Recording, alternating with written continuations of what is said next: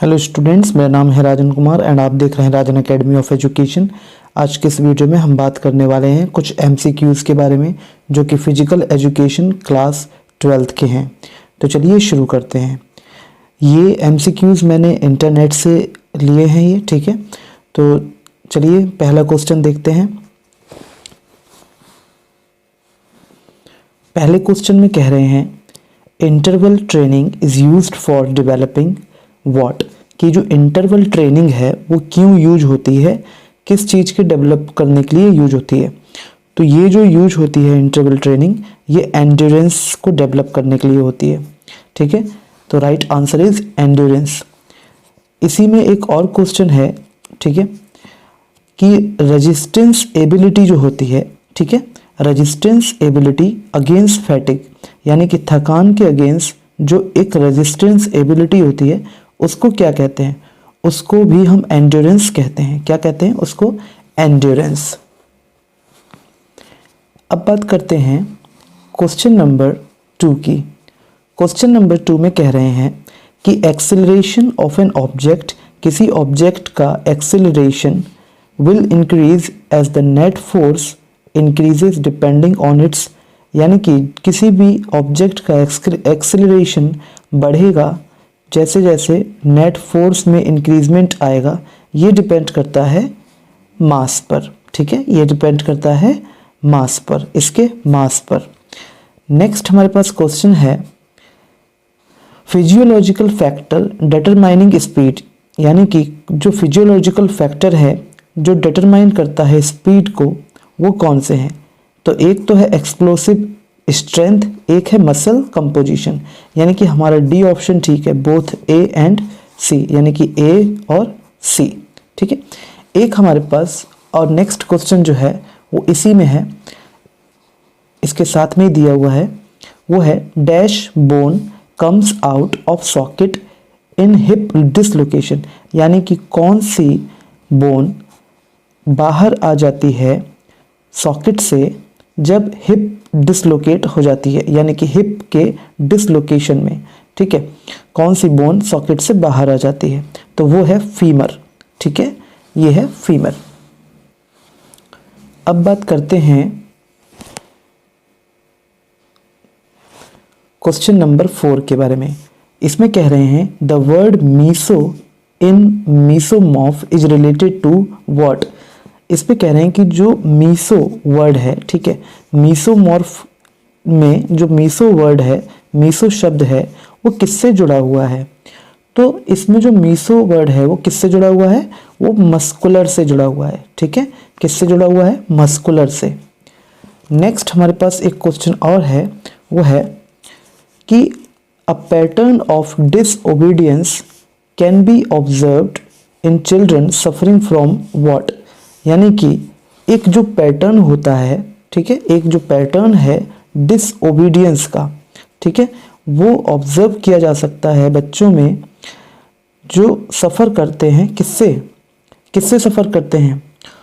तो हमारे इसमें 4 ऑप्शंस दिए हुए हैं, ठीक है, इन 4 ऑप्शंस में से हमें एक बताना है। तो जो राइट आंसर है वो है ODD, ठीक है, ODD। एक जो पैटर्न होता है डिसओबीडियंस का, वो ऑब्जर्व किया जाता है चिल्ड्रन में जो सफ़र करते हैं किससे? ODD से। ODD का फुल फॉर्म आप मुझे कमेंट में ज़रूर बताइए। अब बात करते हैं नेक्स्ट क्वेश्चन की। क्वेश्चन नंबर 6 में देखते हैं व्हाट इज़ बाय। बाय का मतलब क्या होता है? तो इसमें जो है हमारा सी ऑप्शन सही है, यानी कि ये एक एडवांटेज होती है जो दी जाती है किसी भी टीम को to not to play in initial round, जिससे उन्हें इनिशियल राउंड में नहीं खेलना होता, ठीक है। ये एक एडवांटेज होती है जो एक टीम को दी जाती है कि इस एडवांटेज से उनको ये फ़ायदा होता है कि वो उन्हें इनिशियल राउंड में नहीं खेलना होता है, ठीक है। अब बात करते हैं क्वेश्चन नंबर 7 के बारे में। क्वेश्चन नंबर 7 में बोल रहे हैं कि जो डिसलोकेशन है वो किससे जुड़ी हुई है? तो डिसलोकेशन किससे जुड़ी हुई है ये आपको बताना है, ठीक है। जो ऑप्शन हमारे पास डी है वही इसका सही उत्तर है। तो जॉइंट इंजरी से जुड़ी हुई है, जो डिसलोकेशन है वो किससे जुड़ी हुई है? वो जॉइंट इंजरी से ही जुड़ी हुई है। ठीक है। अब बात करते हैं इसी क्वेश्चन, एक और क्वेश्चन दिया हुआ है हमें, इसी में एक्स्ट्रा क्वेश्चन करके दिए हैं।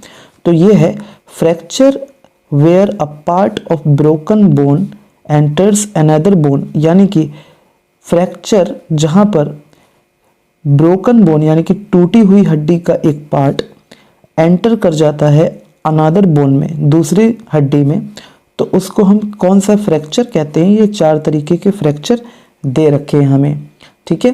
तो इसमें है ऑप्शन सी, इम्पैक्टेड फ्रैक्चर, इसको हम कहते हैं इम्पैक्टेड फ्रैक्चर।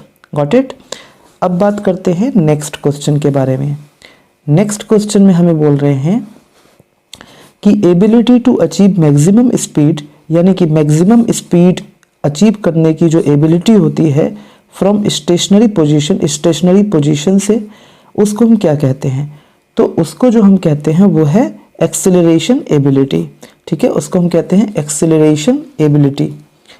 अब हमारे पास नेक्स्ट क्वेश्चन है जो कि what is the value of placed for male in VO2 max formula, यानी कि जो VO2 मैक्स फार्मूला है मेल्स के लिए, ठीक है, तो उसमें जो वैल्यू प्लेस की जाती है वो वैल्यू हमें बतानी है। तो जो वैल्यू है वो है 1, ठीक है, ये फार्मूला होता है। अब बात करते हैं नेक्स्ट क्वेश्चन की।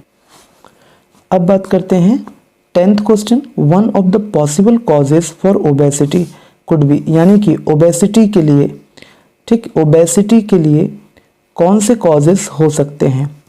तो अब हमें ये बताना है कि कौन से कॉजेज हो सकते हैं, यानी कि ओबेसिटी के कौन कौन से कारण हो सकते हैं जिससे ओबेसिटी होती है। तो ये जो हमारे पास दिए हुए हैं ऑप्शन डी, यानी कि ए एंड बी दोनों, यानी कि हेरिडिटी कॉज भी हो सकता है और एक्सेसिव ईटिंग भी हो सकता है, यानी कि मोटापा जो होता है ओबेसिटी, ठीक है, जिसमें फैट इकट्ठा हो जाता है बॉडी में, ठीक है।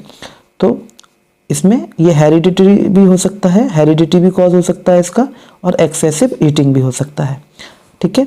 नेक्स्ट क्वेश्चन हमारे पास दिया हुआ है जो है given below are the 2 statements, 2 statements दे रखे हैं जिसमें असर्शन दे रखा है ए एंड रीज़न भी उसका दे रखा है, यानी कि एक सेंटेंस लिखा है उसका कारण भी हमें दे रखा है। तो भाई देखते हैं, असर्शन दे रखा है कि जो planning is the foremost function in sports, की जो प्लानिंग है वो फोरमोस्ट फंक्शन है, सबसे पहले की जाती है स्पोर्ट्स में प्लानिंग, ठीक है। तो रीज़न दे रखा है planning gives a view of future course of action.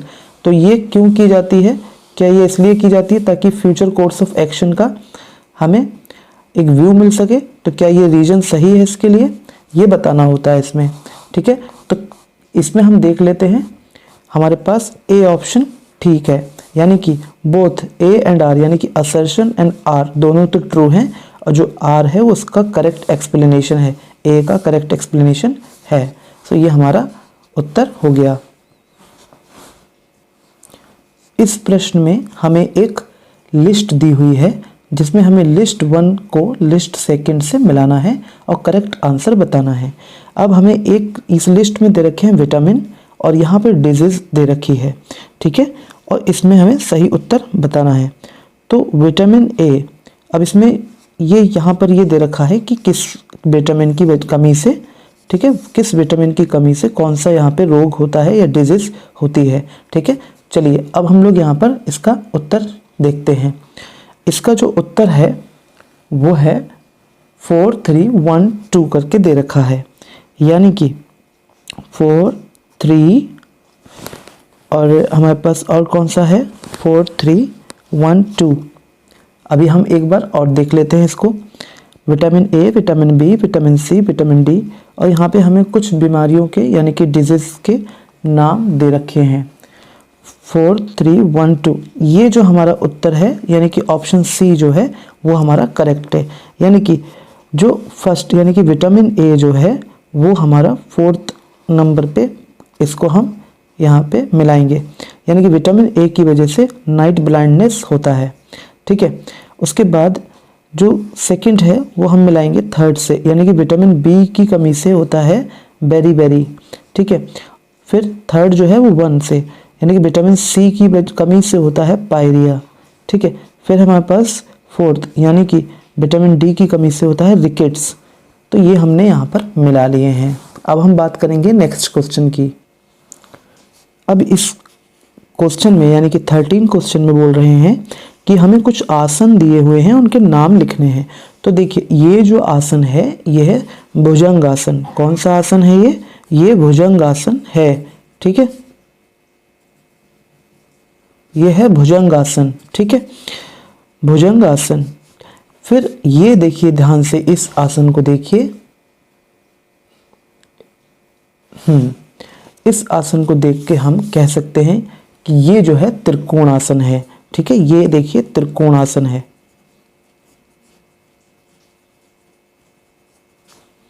ठीक है। अब इस आसन को आपको देखकर बताना है कि ये आसन कौन सा है। यहाँ पर आप ध्यान से देखिए ये जिस तरीके से ये बैठा हुआ है, तो यहाँ पर जो हमारे पास है ये पश्चिमोत्तासन है। ये कौन सा आसन है ये पश्चिमोत्तासन।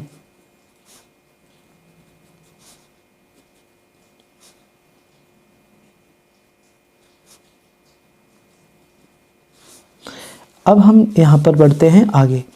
यहाँ पर हम देख सकते हैं ये कौन सा आसन है।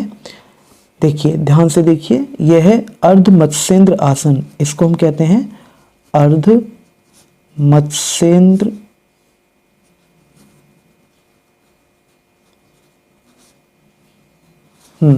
ठीक है, अर्ध मत्स्येंद्र आसन। तो ये हमारे पास आसन हमने लिख दिए हैं। अब हम बात करते हैं, हमारे पास और भी इसमें दिया हुआ है, एक सेकेंड।